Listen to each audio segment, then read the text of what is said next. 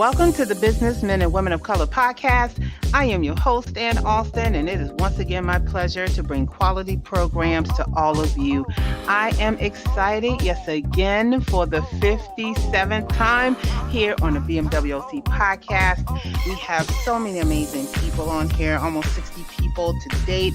And you know what? If you think about the last 3 years or 3 or 4 years we've been doing this, we have interviewed over 232 individuals here that you can get in contact with if you just go to the pages and check them out and listen to all the podcast interviews.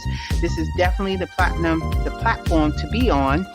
Just in case you did not know, the BMWC is to unify everyone around the world about their career and business information. So if you're looking for someone to inspire you about what they're doing in the business, speaking, career, publications, entertainment, on here, you name it, just click on their page and check it out for yourself because you can't get no better than the BMWC.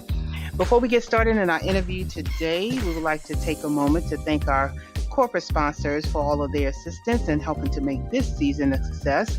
They are My Financial Home, Evangelism Radio, JNF Enterprises, Sirius Consulting, Autism Families Rock, Awakening to Love, Eli Natoli, Kimberly McLemore, True Synergy, and Platinum Financial Services, along with our other BMWC participants who are helping to make this season a huge success. So today we have another interesting, I'm going to say young man, because I think he has a lot of information that he wants to share that keeps himself young. And he is a writer. He's also a podcast host. He is also a licensed ordained elder minister in both the CME Church, and he's also the CEO founder of Brighter Futures Incorporated, and that's Melvin Lars. Melvin Lars is a native of Bossier City, Shreveport, Louisiana. He received several of his undergraduate degrees from various universities covering states all the way from Louisiana, California, Texas, Michigan, and Ohio, to name a few. He is also the executive producer and host of the Nobody Asked Me Guide podcast, which is a weekly show that addresses both trending and historical stories of global interest. Look at this bio, check it out for yourself, and we're going to get right into the podcast with Melvin Lars. Hey, Melvin, how are you? I'm great, Ann. I'm just fantastic. How are you? I'm doing pretty good. And I appreciate you being part of the movement. And you have a whole lot going on with the Nobody Asked Me podcast. So let's just start from the beginning, where you grew up in Louisiana and some of the interests that you had prior to getting your college degrees. And first of all, again, thank you for having me. Yes, I grew up what we called, and what everybody knows, being the Jim Crow South. Shreveport, Bossier City is kind of like a twin city, although they are individually named. Bossier City, Louisiana, has a resident of about 100 plus thousand. Shreveport has in it excess of 300 plus thousand. And they are literally about a quarter of a mile apart. The only thing that separates us is the Red River. And it's about a quarter of a mile or less wide. So that's what separates the two cities. And I was born and reared here through most of my, actually all of my high school career. Left to go to college, first started at Mississippi Valley State University, where I was an athlete there, then transferring back closer to home because of the illness of my mother, where I graduated from Louisiana Tech University with a bachelor's in English and health. From there, Wow. we was a professional football player with the Houston Oilers. Well, let me put it this way, a professional free agent. And I tell people all the time, a free agent is really just a nice name for a practice dummy, because if you don't have a contract and if you don't have anything guaranteed, that's what you are, a practice dummy, until such time someone feels as though you are capable or qualified enough to make their team. After I was released, started a coaching career in Dickinson, Texas, no doubt. And we worked there for 3 years, then moved into Houston, Texas, and was fortunate enough. We were playing minor league football. There's a league now that started up called AAF. Well, the AAF really is nothing new. It was going on many, many years ago, but it was disbanded. And then I got picked up by the Raiders, went to the Raiders, got released there, and worked with the infamous Dr. George McKenna III in the city of Los Angeles, Washington Preparatory High School, where my principal, Dr. George McKenna, The Wow. movie was made about him. Denzel Washington played his part, and so you don't get movies unless you're successful. And I was blessed to have been a part of his staff, being his head football coach and one of his administrative assistants. So we have been very blessed to have a lot of success in that arena. But prior to that, at finishing up college, I received my master's degree from Texas Southern University. I also did some postgraduate study at Prairie View A&M at the time, and moving on, did a lot of moving around. I lived in Michigan, Ohio, etc. I first had I thought I wanted to be a superintendent, but the more I Mm-hmm. worked in education and saw the politics of the job, I had a change of heart. But I went ahead and finished my superintendent certification, and like a lot of people out there, we are still a dissertation away from the PhD, and I decided that being a superintendent was no longer on my list. So, and then I got lazy with the PhD. I'm not really proud of that, but that's what happened. I like to be honest with people. I just got lazy and decided that I didn't want to put any more work in since I didn't want to be a superintendent anymore. So Mm-hmm. academically, starting from elementary school all the way through college, that's kind of where we did graduate studies at Eastern Michigan University, at Youngstown University, also at Saginaw Valley State University. So every place we went and every place we worked, I always entered the universities to further my knowledge of the educational process. So Wow. that pretty much sums up my academics from the Mm. time I entered Butler Elementary School in Bossier City, Louisiana, until I Wow. walked out of the last university was Youngstown State Mm-hmm. University. That's why I say you're a young man, Melvin. Let me tell you something. I have to congratulate you for that was a lot that you really just kind of summed up in the last few minutes was really just taking it upon yourself to make sure that you were educated every which way possible, whether through education, through your football career, through all of these different avenues, all the way up to I don't even remember. You said so much stuff, but you know what? I have to congratulate you because I think you're one of the few people who I interviewed thus far that have went to this many universities that have tried to attempt to get or acquired this many degrees, just to make sure that you are well rounded in everything. And so your efforts have landed you with the Urban League of Greater Muskegon. What is it, Muskegon? And being a former NAACP Muskegon. president, yeah, Muskegon. Okay, thank you for correcting me on that. And also, just being in the Yes. Department of Education as well. And so, with all of those accolades, what has been the greatest accomplishment that you feel that you have made through this whole entire journey of yours? The greatest accomplishment, without a doubt, has always been making a positive impact in the lives of children. See, I often tell people, and that I was naive enough to believe that being an educator, my job was to ensure that education was able to be manifested among our young people. And I have no greater joy than to know that I was blessed to make an impact in the lives of young men and women. Many of them made significant impacts in my life. Even to this very day, I still have contact with many of them.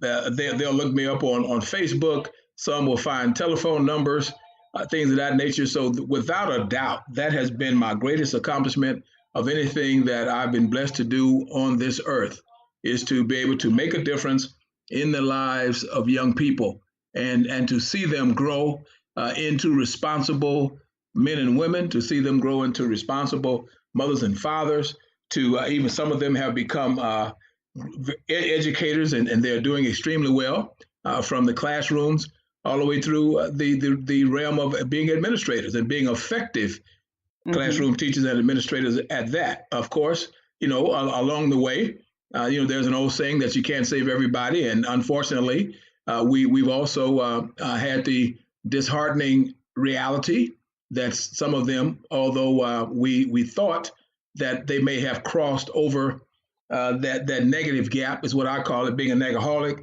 Some of them were still caught up in that, but I must say that I've been extremely blessed to have made a difference and to have had a difference made in my life from working with our young people. Okay, and this is how you came up with the concept of a brighter future, correct? Absolutely. You hit the nail on the head. That's exactly how I came up with the concept of Brighter Mhm. Futures. You hit the nail on the head. When I came up with that name, I wrote an educational program called Dare to Be Positive, because I would ask my young people all the time, man, how many times have you been dared to do the right thing by your friends? And many times I would get this deer in the headlight look, or they would start stammering and they could not answer me. And I wrote a concept called Dare to Be Positive. I actually have a book on Dare to Be Positive, and I was actually blessed to have had my concept placed in the Caddo Parish schools here in Louisiana, where I once worked, and also in Michigan. And those that are interested at some later date, they may want to go on YouTube and look me up and look for the Positive Posse, and they'll see some excerpts from that, or they can go to my website and see quite a bit on it as well. So since starting the Nobody Asked Me Guy podcast, what has been the impact and what type of guests have you had that just really love to be on your Nobody Asked Me Guy podcast? I have to use the word blessed. I have really been blessed. I just had Sharissa Monroe this past Friday, who's the daughter of Dr. Miles Monroe, and she's the president of Monroe International now. She also does her own thing with Sharissa Monroe LLC.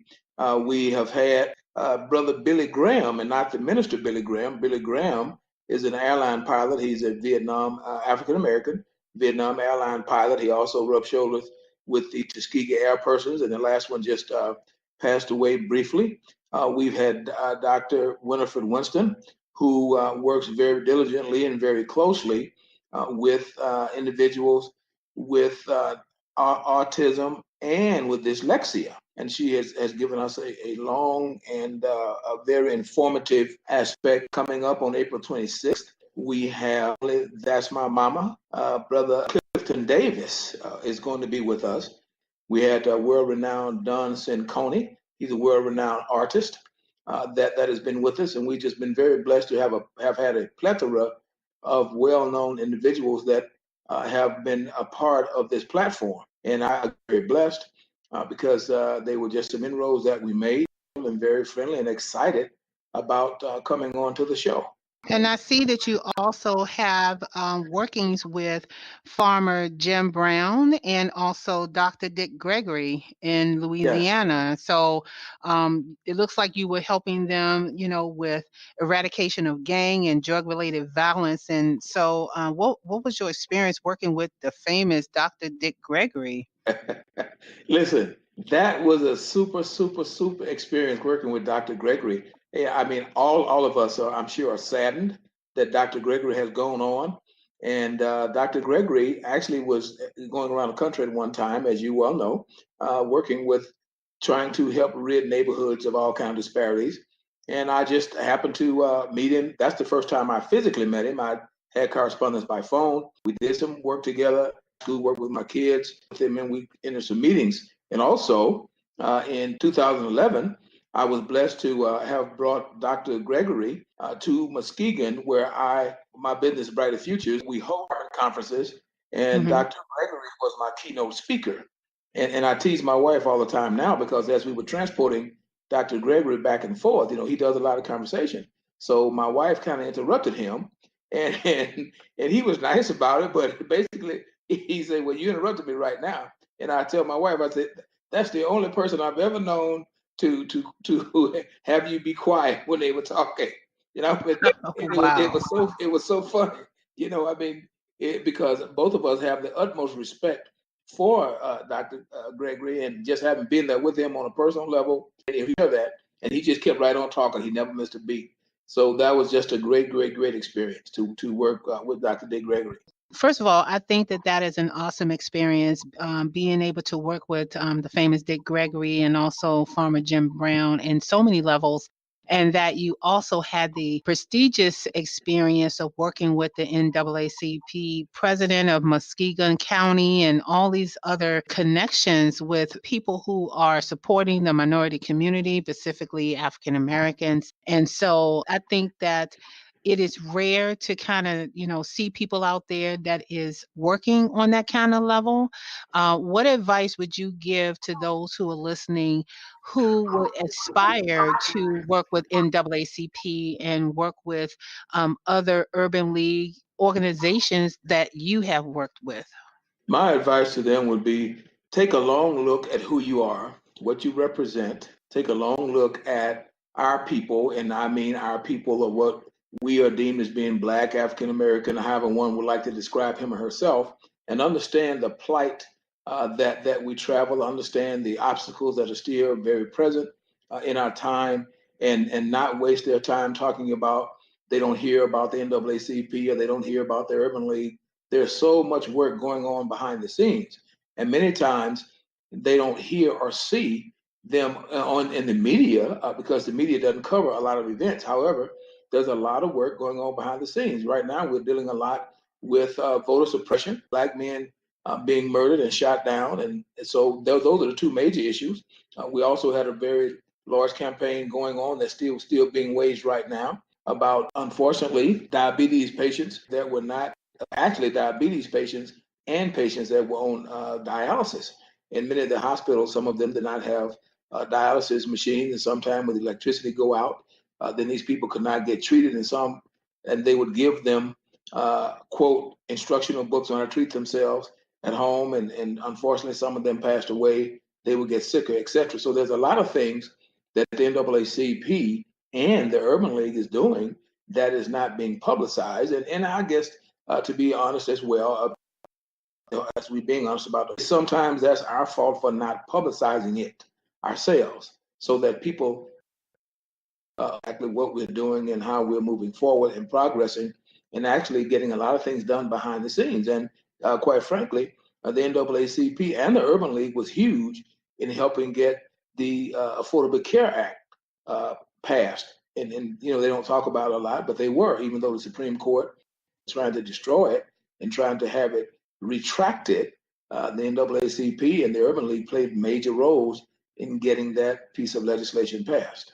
Okay, so why do you think that the Urban League and the NAACP don't advertise and keep it in the forefront of our minds that these organizations are out there and assisting in those type of public policy issues that is very important to the Black community? So why do you think that there is not enough advertising for these organizations? It's a plus and a minus, and the plus is this is that you get things done before people have an opportunity to try to destroy them.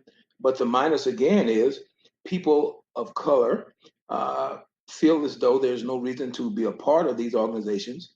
They don't see any reason to buy memberships. They don't see a reason to be a part of it. So if I can just quickly again return to the pluses, is that they are a vital and very significant part of what's going on when it comes to minority affairs, and I've already cited voter suppression, etc. So it's one of those situations where you kind of have six in one hand and half a dozen on the other one.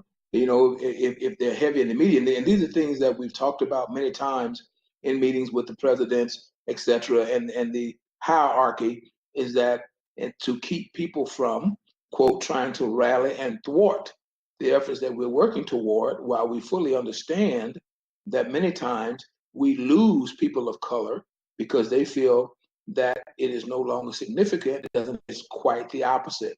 Sometimes it's a win-win, and I'll be very frank about that. And sometimes because with the NAACP and Urban League being very strong, and a lot of the positive legislation that's being passed for people of color, it's a lose because people of color feel, again, that there's no need to be parts of these organizations because they feel that they are not doing very much. Yeah, I think that's kind of sad too, because there's so much promise in so many other organizations that support minority businesses, particularly African Americans. You're not the first person that has said that. I believe I was in one of the conferences a couple of years ago, and the subject of the NAACP came up and the Urban League, and it was pretty much the same thing, that it was a lack of advertising. But I also do think that it's not just the organization's responsibility. I think it's also us as a people having a responsibility to keep bringing it up. And to keep it alive and to keep it, in the forefront of our minds that, this is something that we had to work hard to do, and to create new organizations that support this, because they have been out for I don't know how many years.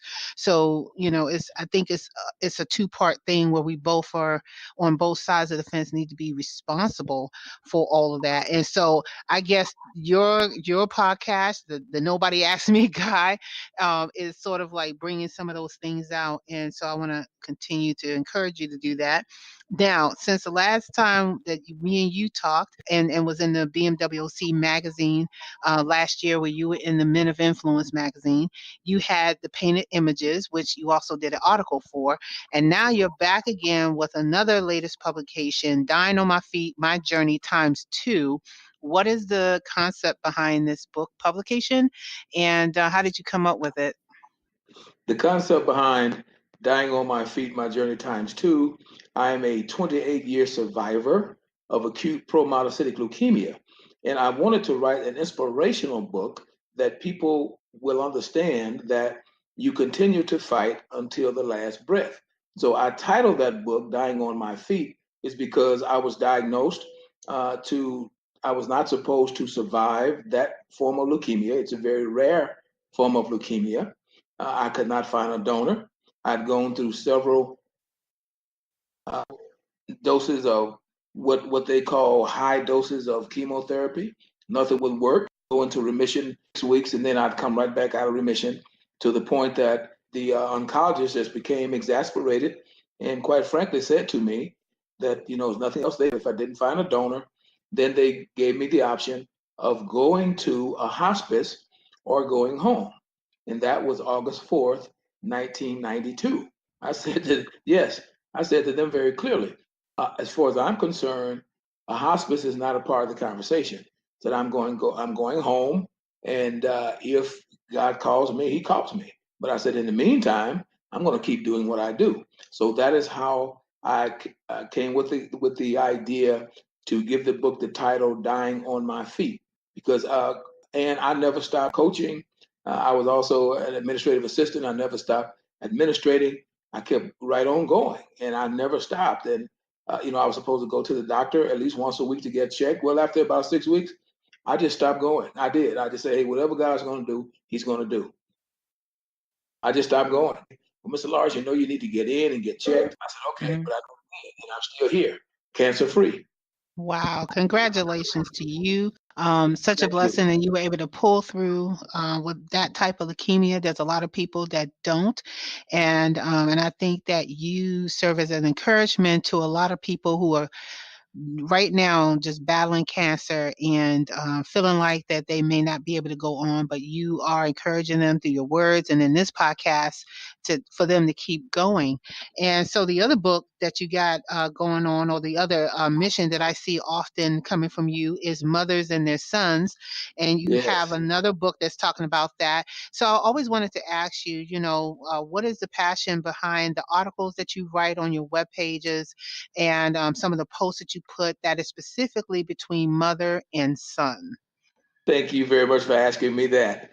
Because mom, and I know we all love our mothers, but I watched my mom go through horrific domestic violence. She's been very unhealthy. She's been, quote, unable to work since the age of 40. She's now 85, and I constantly hear people talking about single mothers and mothers can't rear boys and all of that kind of thing. So I wanted to take my expertise, and from working with moms in my profession as an instructor, as a principal, as an assistant principal, as a coach, and then I wanted to do some surveys and talk to various moms. Well, I was speak with many Asian moms, Latino moms, quote, white moms, unquote, obviously African American moms, etc. And I kept getting a common theme. They all wanted their sons to be good husbands, good sons. They all wanted them to be and not embarrass themselves and not hurt others, etc. So I kept coming to that common theme. And I wanted to take, and that's what I did when I put the book together, Mothers in Their Smith, an introspective view of mothers rearing their sons. I wanted to take that and put it in a instructional but an informational form so that mothers could look at that, sons could look at it, etc. So I used the surveys that I had. I used my experience and some of the quotes that I had gotten from moms and from some sons and how they felt. And I have several chapters in the book. One that's near and dear to me, moms in that book. Did you ever give any consideration that you may be causing your son to be a murderer? And when I would ask that question of mothers, they would become very offended and very upset. And they said, well, Mr. Lars, you don't understand. I said, yes, I do, because I was that child. And then they go, I said, yeah. I said, the only thing that kept me, that father was my mother, because I was not going to see her be hurt anymore. And I felt the only way to stop her pain was I had to intervene and do something about it. And that's what I did. And I said, because my mother was between my stepdad and I certainly didn't want to inflict any harm on her. That was the only thing that saved me from being a statistic. At that point, I was 13 years old. I remember like it was yesterday. So that's just one of the chapters in the book. It's about 10, and then we ask about mothers influencing their sons when it comes to relationships and mothers sometimes, children, sons, mothers who may not be that desirable mom, or may be the mom that the kids laugh about because unfortunately she may have made some bad decisions and things of that nature. So I put that book together because I really wanted it to be not only inspirational, but I wanted it to be an open and honest book where mothers could look at themselves and we make it come to common ground, and put to bed that argument about mothers can't raise sons. Of course, mothers need assistance, but I don't think my mother did such a bad job with me. And I met so many other mothers that have fantastic sons. And people say, well, but if the dad had been around, I agree up with all of that. I would love to have had my dad around like I felt and the world feels that he should have been. However, I did have other men around that were positive, my coaches, my grandfather, etc. But I still had to make some decisions to listen at the things that I was taught, and mainly by my mother. And sometimes, the dad may take him hunting or fishing, or he may quote be the enforcer unquote. But the actual rearing of the son, 99% of the time, is by the mother. The nurturing, the feeding, the academics, all of that. Dad might share, but mom does the bulk of it. I say to them all the time, why do you think men get on TV and say, hi, mom? Yes. And so that is why I wanted to pen that book, because I know I won't say little, because I don't want to sound like I'm disregarding somebody's work. There are a lot of pamphlets out there, with maybe 3, 4, 5 pages or 10, 15 pages, but I want to put together a full book and cover numerous subjects. So that book actually covers about 18 areas that deals with mothers and their sons. I want to acknowledge the fact that I think for the first time for this particular podcast that someone has spoken up from the child's perspective when it comes to domestic violence.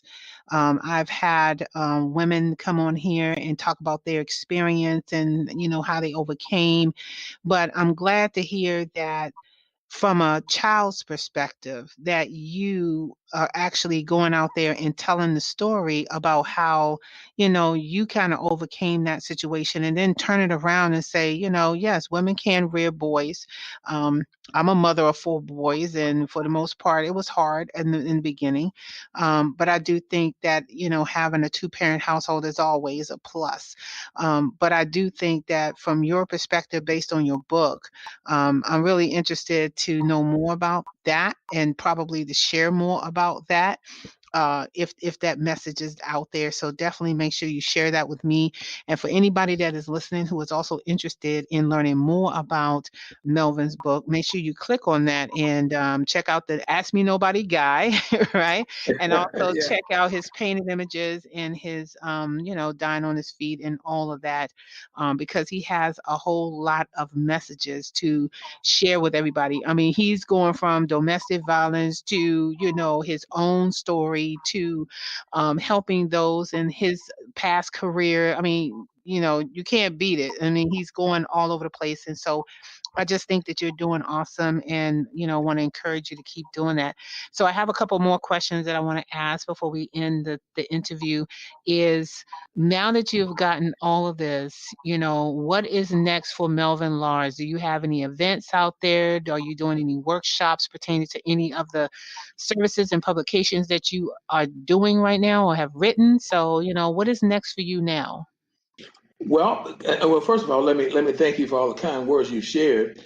What I'm embarking on right now is I'm really working to get the Nobody Asked Me Guy show going on a much more larger scale. I'm also working on setting up some book tours for mothers and their men.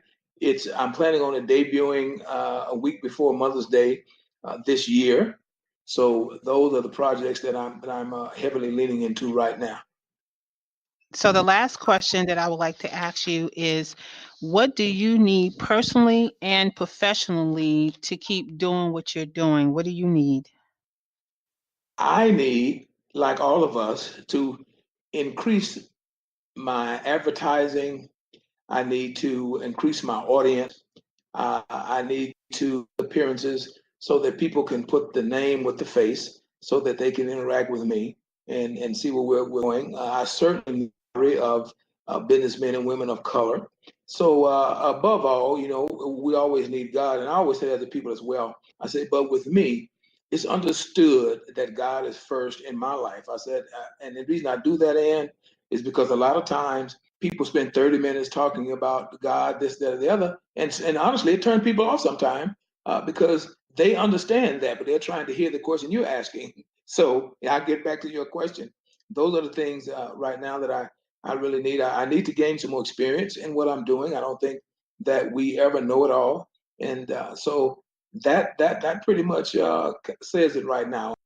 Fantastic. Thank you so much for sharing that. And so I want to encourage everyone that if, anything that resonates with you with Melvin's interview, please make sure that you vote, like, and definitely share this message. I think that there's great value in everything that was talked about today, from his background to being involved with the NAACP and the Urban League and working with Dr. Dick Gregory and his books and his publications and his podcasts. And if you're interested in being on his podcast because you have something to say that nobody asked you to say, make sure you get on the Ask Me Nobody Guy podcast. He also did an interview with me about a month ago, just asking about entrepreneurship. And so I think for anyone, especially Melvin, can use not only the exposure, but people who are on the show can also use exposure as well. So make sure that you go down to the bottom of his page and click on his links and definitely check out his books and his articles. He's always posting interesting things, and I think it's worth the read. And so with that, Melvin, I want to thank you for being part of the movement and supporting the BMWOC podcast and being so transparent and sharing your story with me today. And I want to thank you, Ann. And I started to mention you. I didn't know if I should or not, but you were definitely one of the most interesting interviewees that were on there. You were so informative, and everything just flowed. I really didn't have to ask any questions because you were just laying it out there. So please allow me to say that I appreciate you and the work you have done, and I certainly appreciate you being on the Nobody Actually Guy show. It was one of the most popular shows. And I'm not saying that to just comment. A lot of people clicked on your show. A lot of people are businesses and business and that kind of thing, and to go and to come and join the group. So please allow me to say to you is that I'm most honored that you took time to come on to the Nobody Actually Guy show. Thank you so very much.